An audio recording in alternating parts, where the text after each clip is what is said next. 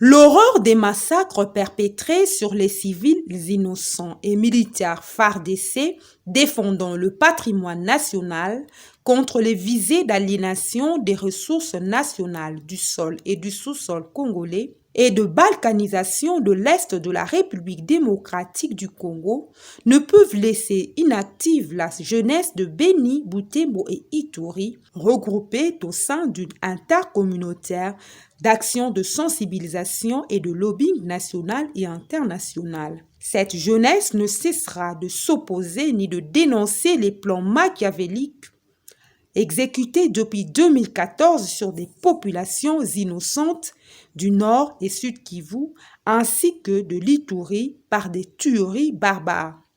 Voilà pourquoi nous saisissons encore une fois l'occasion pour demander au chef de l'État, son Excellence Antoine Félix Tshisekedi, de faire de la situation de Beni la priorité des priorités. Il n'y aura pas de développement sans Beni. Il n'y aura pas de progrès sans Beni. Tant que les gens mourront à Beni, le Congo ne pourra pas avancer.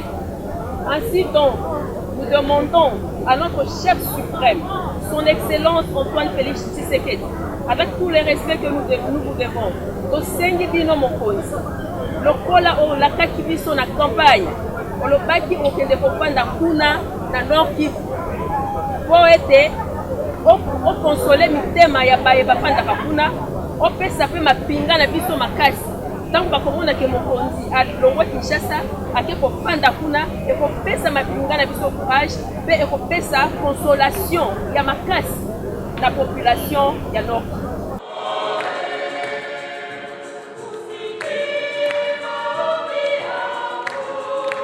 La messe de suffrage organisée le samedi 9 janvier 2020 en mémoire de cette population meurtrie n'est qu'une des formes pour éveiller la conscience nationale et interpeller les institutions de la République à ne pas relâcher la pression sur les ennemis de la République démocratique du Congo.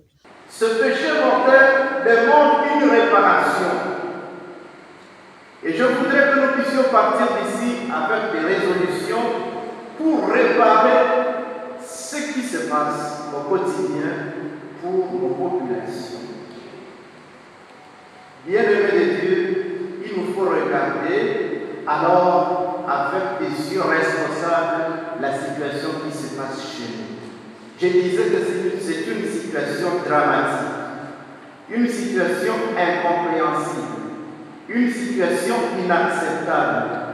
Et moi je peux vous le dire parce que je viens fraîchement de là.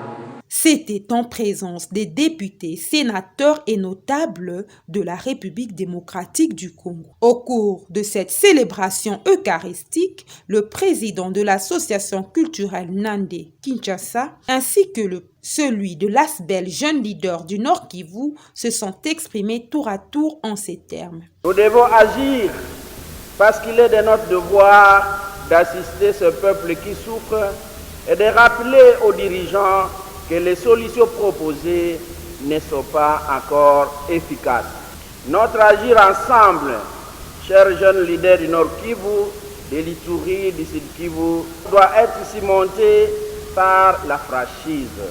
Actuellement, nous travaillons sur un projet de la relance des cultures pérennes sous l'impulsion du président Sekaboro, lequel projet, passons-nous, pourra résorber le chômage, pousse certains jeunes à prendre les armes afin de trouver de quoi vivre. Ce qui se passe dans notre province nous concerne à premier, avant de concerner nos compatriotes sur l'ensemble du pays.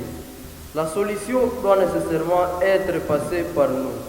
C'est notre engagement d'y mettre définitivement fin qui amènera toute la nation à prendre au sérieux la menace et à s'engager pour une pacification définitive.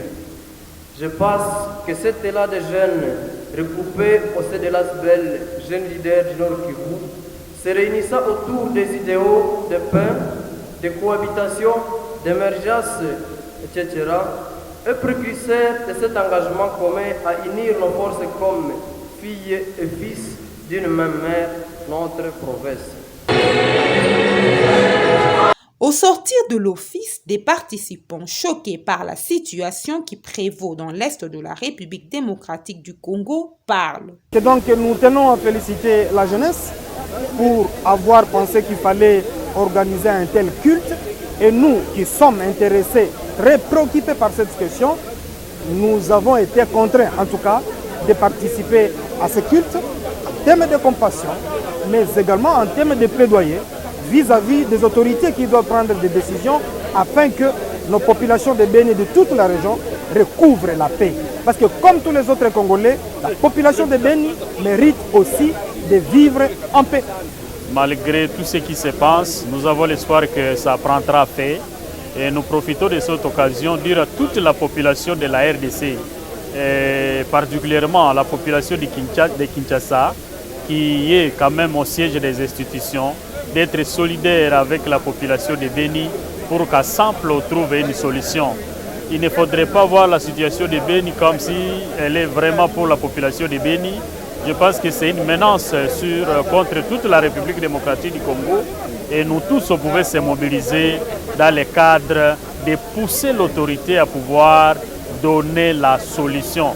C'est ainsi que nous profitons aussi de dire au président de la République que la population de Béni a tant souffert et que cette population a besoin de la paix. Pour mettre fin au massacre répétitif dans ces contrées, en définitive, les jeunes leaders du Nord Kivu et alliés prient les autorités du pays de mettre sur pied des solutions optimales de sécurisation des populations, car ces crimes odieux ont duré trop longtemps et déciment peu à peu les paisibles citoyens dans l'Est de la République démocratique du Congo.